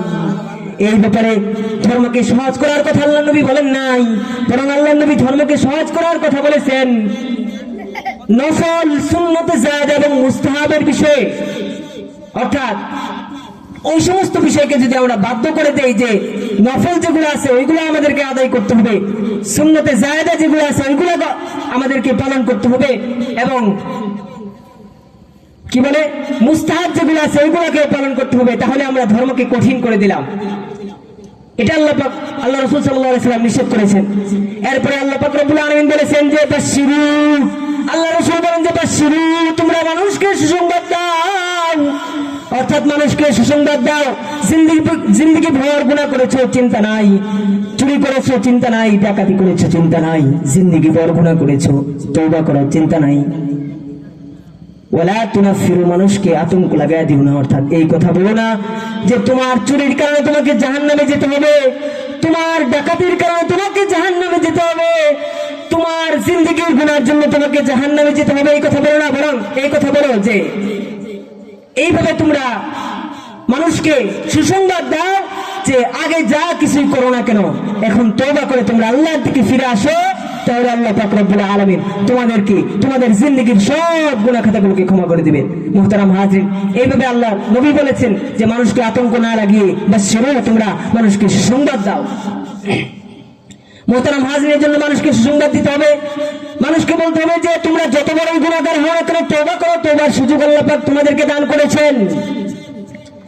মুহতারাম হাজিরিন, ওই ব্যক্তিটা যে 99টা হত্যা করার পরে আলেমের কাছে যাওয়ার পরে আলেম যখন তাকে বলল যে তোমার জিন্দেগির গুনাহ তো ক্ষমা হবে না, তখন ওই ব্যক্তিকে হত্যা করে সে 100 খুন করলো।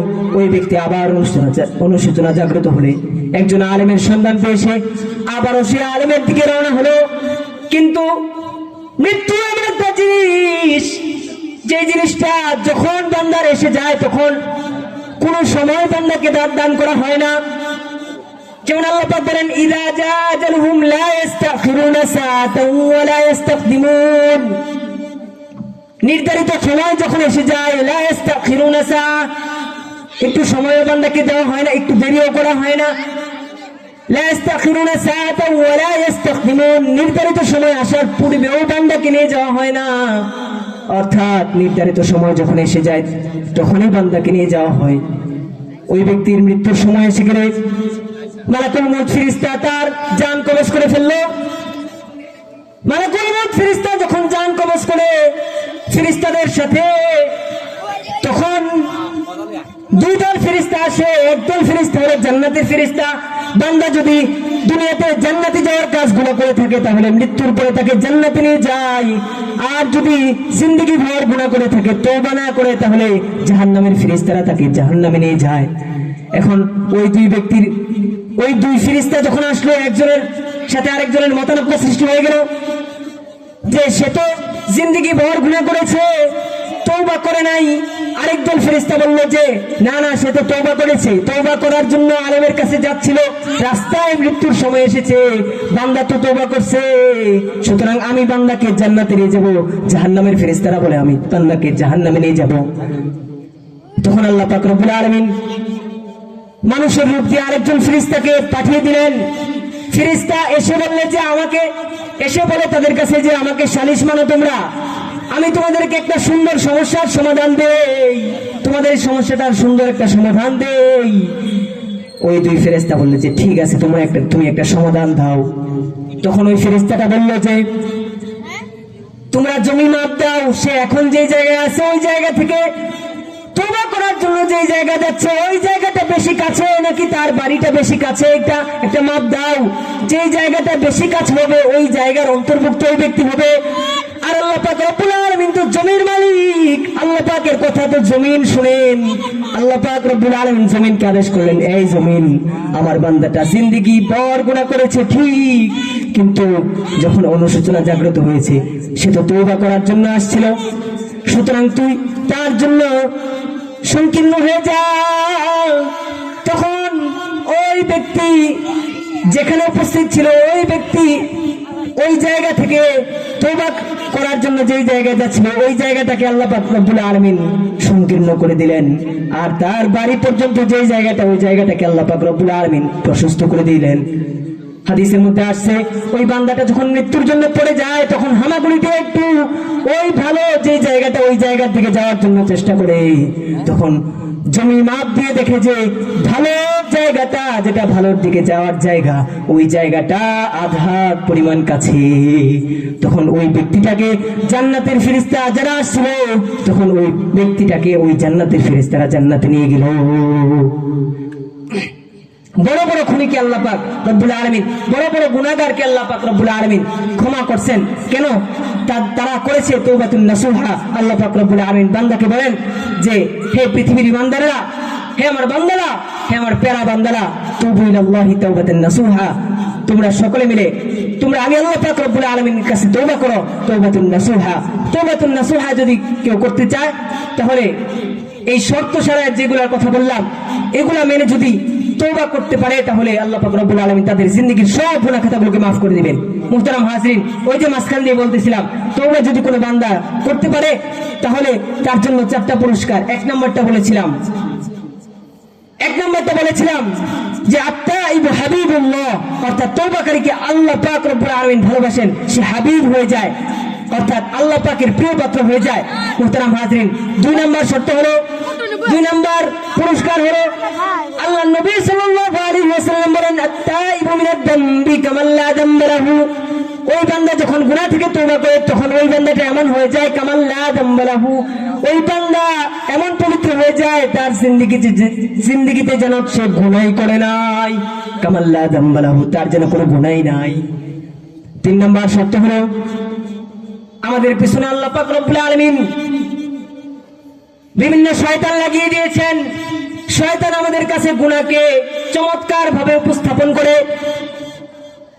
এখানে গানের কনসার্ট হচ্ছে মনে করেন, এটাকে আপনার কাছে সুন্দর করে উপস্থাপন করবে, ভালো লাগাবে, তখন আমি গুনাহে লিপ্ত হয়ে যাব, এই সমস্ত কুমন্ত্রণা দেওয়ার জন্য শয়তানকে নিযুক্ত করে দিয়েছেন।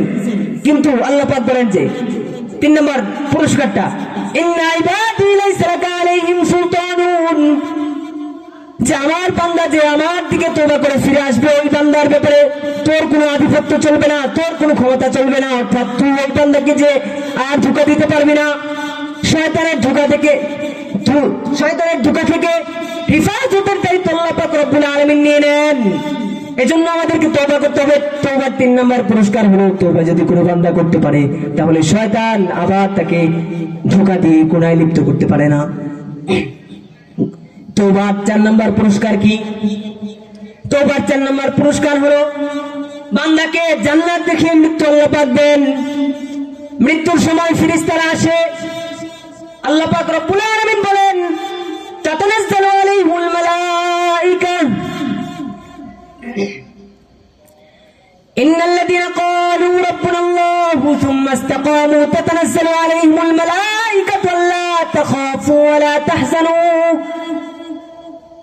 ألا تخافوا ولا تحزنوا وأبشروا بالجنة التي كنتم توعدون। আল্লাহ পাক রব্বুল আলামিন বলেন ইন্নাল্লাযীনা ক্বালু রাব্বুনাল্লাহ, যারা বলবে যে আমাদের রব আল্লাহ, সুম্মা ইসতাকামু, এই যে ঈমান আনছে যে এই ঈমানের উপর মৃত্যু পর্যন্ত সে দৃঢ়ভাবে প্রতিষ্ঠিত থাকবে, ওদের মৃত্যুর সময় আমি আল্লাহ পাক রব্বুল আলামিন ওদের কাছে ফেরেশতা পাঠিয়ে দেই। তাতানাজ্জালু আলাইহিমুল মালাইকাতু আল্লা তাখাফু, এসে বলে ফেরেশতারা আল্লা তাখাফু, তোমার কোনো ভয় নাই, যেখানে যাচ্ছ তার কোনো ভয় নাই, ওয়ালা তাহজানু, পিছনে যে তোমার পরিবার রেখে আসছো, সন্তান সন্ততি কিভাবে খাবে, পরিবার কিভাবে চলবে, এই সমস্ত কোনো চিন্তা তোমার নাই। আল্লা তাখাফু ওয়ালা তাহজানু ওয়া আবশিরু বিল জান্নাহ, তুমি এমন একটা জান্নাতের সুসংবাদ লও যেই জান্নাতের ওয়াদা তোমাকে দুনিয়াতে দেওয়া হয়েছিল। ওয়াবশিরু বিল জান্নাতিল্লাতী কুনতুম তুআদুন। এরপরে বলেন নাহনু আউলিয়াউকুম ফিল হায়াতিদ দুনিয়া ওয়া ফিল আখিরাহ, আমরা দুনিয়াতেও তোমাদের বন্ধু ছিলাম, আখিরাতেও তোমাদের বন্ধু। শুধু কবর নয়, হাসর, মিজান, পুলসিরাত সব জায়গা পাড়ি দিয়ে তোমাকে জান্নাত পর্যন্ত আমরা পৌঁছে দিব।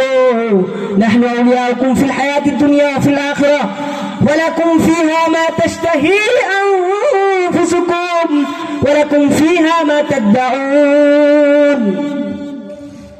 তোমাদেরকে যেই জান্নাতের ওয়াদা ছিল আল্লাহ পাক রব্বুল আলামিন, ওই জান্নাতটা পাওয়ার পরে জান্নাতে কি পাবে?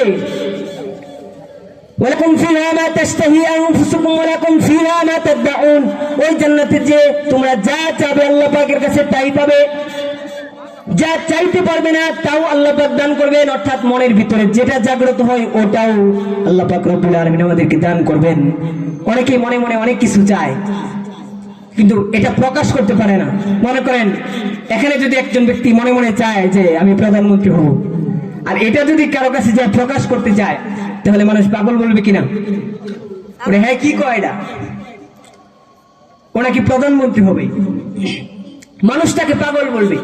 আল্লাহ পাক বলে যে মনে মনে যেটা চাবে আমি আল্লাহ পাক রব্বুল আলামিন ওটাও তোমাকে জান্নাতের মধ্যে দান করব। জোরে জোরে আওয়াজ দিয়ে বলেন না সুবহানাল্লাহ। যা চাইবে সব কিছু দান করবে। এখন প্রশ্ন হলো, যা চায় তা তো ফাঁসির আসামিও চায়, ফাঁসির আসামিও তো পায়। তাকে ফাঁসি দেওয়ার আগে বলে যে তোমার কি চাহিদা বলো, এখন তুমি কি চাও? সে যা চায় তারা সেটাকে পূরণ করে। এটাও কি এমন নাকি যে যা চাইবে তা দান করবে, দান করার পরে এই নিয়ামতগুলো পাওয়ার পরে আবার তাকে নিয়ে জাহান্নামে ফেলে দিবে? এমন বলেছে আল্লাহ পাক বলেছে না, নুজুলাম মিন গফুরির রহিম। এটা গফুরুর রহিম, গুনাহ ক্ষমাকারী আল্লাহ, দয়াময় আল্লাহ পাকের পক্ষ থেকে তোমার জন্য মেহমানদারি। জোরে জোরে আওয়াজ দিয়ে বলেন না সুবহানাল্লাহ।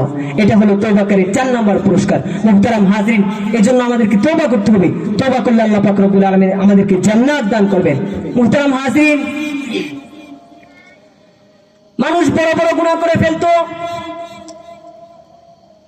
বনি ইসরাইলের একজন মহিলা, যেই মহিলাটা সারা জিন্দেগি ভর সে পেশাব বৃদ্ধি করত, সে যখন পেশাব বৃদ্ধি করে একদিন বাড়িতে ফিরছিলেন, রাস্তার মধ্যেই দেখতে পেলেন যে একটা কুকুর কূপের পাশে দাঁড়িয়ে জিহ্বাটা বের করে দিয়ে পানির পিপাসায় কাতরাচ্ছে।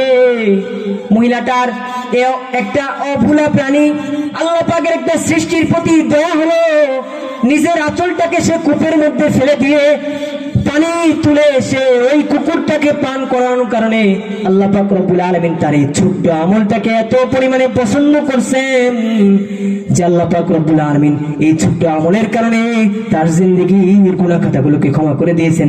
জোরে জোরে আওয়াজ দিয়ে বলেন না সুবহানাল্লাহ। এজন্য আমাদেরকে নেক আমল করতে হবে। আল্লাহ পাক রব্বুল আলামিন বান্দাকে মাফ করার জন্য সব সময় উসিলা খুঁজতে থাকেন, যে কোন উসিলায় নিয়ে আমি আমার বান্দাকে ক্ষমা করতে পারি। মুহতারাম হাজরিন, এজন্য নেক আমল বেশি বেশি করব। আরো বড় বড় গুনাহ সাহাবায়ে কেরামরা করে ফেলেছিল। সাহাবায়ে কেরামরা বড় বড় গুনাহে লিপ্ত হয়ে গিয়েছিল, কিন্তু সাহাবীরা কোন সাহাবী গুনাহ নিয়ে তার কবরে যায় নাই। কবরে যাওয়ার আগে সব সাহাবী তওবা করে নিজেকে পবিত্র বানায় তারপরে কবরে গিয়েছেন। একজন মহিলা আল্লাহর রাসূল সাল্লাল্লাহু আলাইহি ওয়াসাল্লামের কাছে এসে বলে, ও আল্লাহর নবী, আমি তো জিনা করে ফেলেছি। আল্লাহর নবী বলেন, না না, আমার সাহাবী জিনা করতে পারে না। মহিলাটা আবার বলে, ও আল্লাহর নবী, আমি তো জিনা করে ফেলেছি। মহিলার কথা শুনে বলে, না, আমার সাহাবী জিনা করতে পারে না।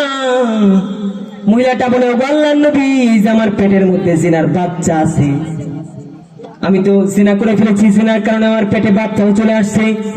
ও আল্লাহর নবী, আমি এই গুনাহ নিয়ে আল্লাহর সামনে দাঁড়াতে চাই না, আমাকে পবিত্র করে দেন। আল্লাহর নবী সাল্লাল্লাহু আলাইহি ওয়াসাল্লাম তার পরিবারের লোককে ডাকলেন, ডেকে বললেন যে তোমরা এই মহিলাটাকে নিয়ে যাও, তার সাথে ভালো আচরণ করবে, আর তার বাচ্চা প্রসব করলে, তার বাচ্চা হলে তারপরে তোমরা আমার কাছে এই মহিলাটাকে নিয়ে আসবে। তার পরিবারের লোকেরা তাকে বাড়িতে নিয়ে গেল, ভালো আচরণ করলো তার সাথে।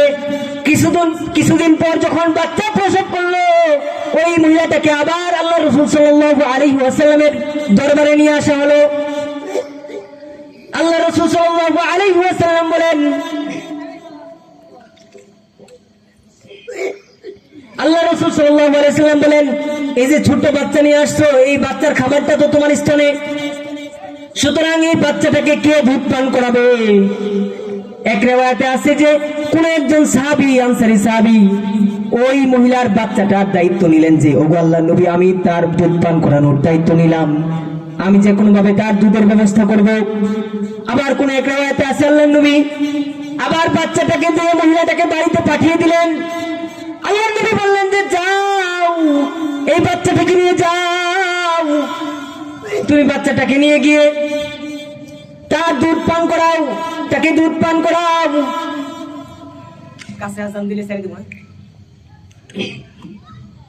তাকে নিয়ে গিয়ে দুধ পান করাও। আল্লাহ রাসূল সাল্লাল্লাহু আলাইহি ওয়াসাল্লাম তাকে নিয়ে গেলেন, ওই মহিলাটা ওই বাচ্চাকে নিয়ে গেলেন, বাড়িতে নিয়ে গিয়ে দুধ পান করিয়ে কেমন সাহাবী আল্লাহর নবীর দেখেন। এই জন্যই তো তারা সিদ্দিক, নিজের গুনাহকে মাফ করার জন্য কতটা চেষ্টা তারা করেছেন। বাচ্চাটাকে নিয়ে গিয়ে তাকে দুধ পান করায় আর তাকে শুকনো খাবার খাওয়ানোর জন্য ট্রেনিং দেয়। কিছুদিন পরে আল্লাহর নবীর কাছে আবারও বাচ্চাটাকে নিয়ে আসলো। কেমন ভাবে নিয়ে আসলো? হাদিস বলে, কিতাব বলে যে বাচ্চাটাকে কুলে করে নিয়ে আসে নাই, বরং হাঁটিয়ে হাঁটিয়ে নিয়ে আসলো। হেঁটে হেঁটে বাচ্চাটা আসছে, শুধু হেঁটে আসে নাই, একটা রুটির টুকরা ওই বাচ্চাটার হাতে ধরিয়ে দিল। রুটির টুকরা ছিঁড়ে ছিঁড়ে বাচ্চাটা রুটি খাচ্ছে। তখন আল্লাহর নবীর কাছে এসে বলে, ওগো আল্লাহর নবী, আমি একজন জিনাকারী মহিলা, কখন জানি আমার মৃত্যু হয়ে যায়, আমাকে পবিত্র করে দেন। দেখেন না এই যে বাচ্চাটা, এই বাচ্চাটা শুকনো খাবার খাচ্ছে, শুকনো রুটি খাওয়ার বয়স তার হয়ে গেছে, নিজের পায়ে হাঁটছে। ওগো আল্লাহর নবী, আমিও আমার মতো গুনাহগার মায়ের আর তার প্রয়োজন নাই। ওগো আল্লাহর নবী, আমাকে পবিত্র করে দেন। আল্লাহর নবী ওই মহিলাটার কাছ থেকে বাচ্চাটাকে গ্রহণ করলেন। একজন সাহাবীকে ওই বাচ্চাটার দায়িত্ব দিয়ে ওই মহিলাটাকে কিছু সাহাবীর হাতে তুলে দিলেন, দিয়ে বললেন, এরে সাহাবীরা, তোমরা ওই মহিলাটাকে নিয়ে দূরবর্তী একটা মরুভূমিতে যাও, গিয়ে বুক পর্যন্ত একটা গর্ত করে মহিলাটাকে সেই গর্তের মধ্যে ফেলো, বুক পর্যন্ত মাটি চাপা দিয়ে এরপরে তোমরা তাকে পাথর নিক্ষেপ করে হত্যা করো। কেননা ওই মহিলাটাও বিবাহিত মহিলা ছিল, এজন্য তাকে পাথর নিক্ষেপ করে হত্যা করার আদেশ দিলেন আল্লাহর নবী। সাহাবীরা তাই করলো, তাকে মরুভূমিতে নিয়ে গিয়ে পাথর নিক্ষেপ করে হত্যা করলো। আল্লাহর নবী তার জানাজায় উপস্থিত হয়েছিল।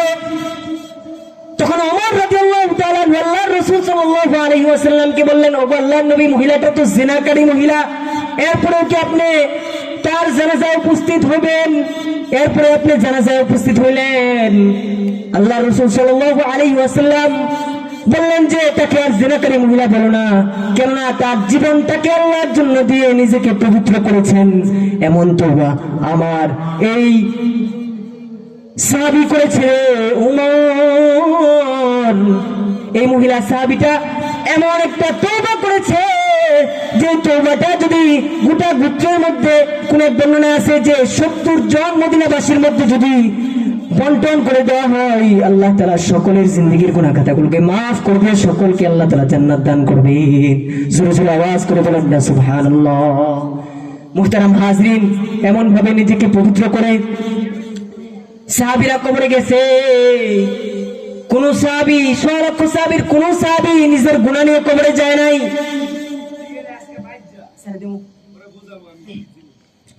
মুহতারাম হাজরিন, এজন্য আমাদেরকে তওবা করে আল্লাহ পাকের দিকে ফিরে আসতে হবে। আল্লাহ তাআলা বলেন যে, তুবু ইলাল্লাহি তাওবাতান নাসুহা। শর্ত শরাত মেনে যদি আমরা এই তওবাটা করতে পারি, তাহলে আল্লাহ পাক রব্বুল আলামিন আমাদের জিন্দেগীর সব গুনাহ খাতাগুলোকে মাফ করে দিবেন। আল্লাহ পাক বলেন যে, আসা রাব্বুকুম আইয়ুকাফির আনকুম সাইয়্যাতিকুম। আশা করা যায় তোমাদের প্রভু তোমাদের জিন্দেগীর সব গুনাহ খাতাগুলোকে মাফ করে দিবেন। ওয়া ইউদখিলাকুম জান্নাতিন তাজরি মিন তাহতিহাল আনহার। এবং এমন একটা জান্নাতে তোমাদেরকে প্রবেশ করাবেন, আশা করা যায় যে জান্নাতের তলদেশ দিয়ে নদী নালা প্রবাহিত থাকে। মুহতারাম হাজরিন, এজন্য আমাদেরকে জান্নাতে যেতে হলে তওবা করে আল্লাহর পথে ফিরে আসতে হবে। আল্লাহ তাআলা আমাদেরকে তওবা করার তৌফিক দান করুক। সবাইকে যে কথাগুলো বললাম এগুলোর উপর আমল করার তৌফিক দান করুক। সকলেই বলে আমিন। ওয়া আখিরু দাওয়ানা আলহামদুলিল্লাহি রাব্বিল আলামিন। আসসালামু আলাইকুম ওয়া রাহমাতুল্লাহি ওয়া বারাকাতুহু।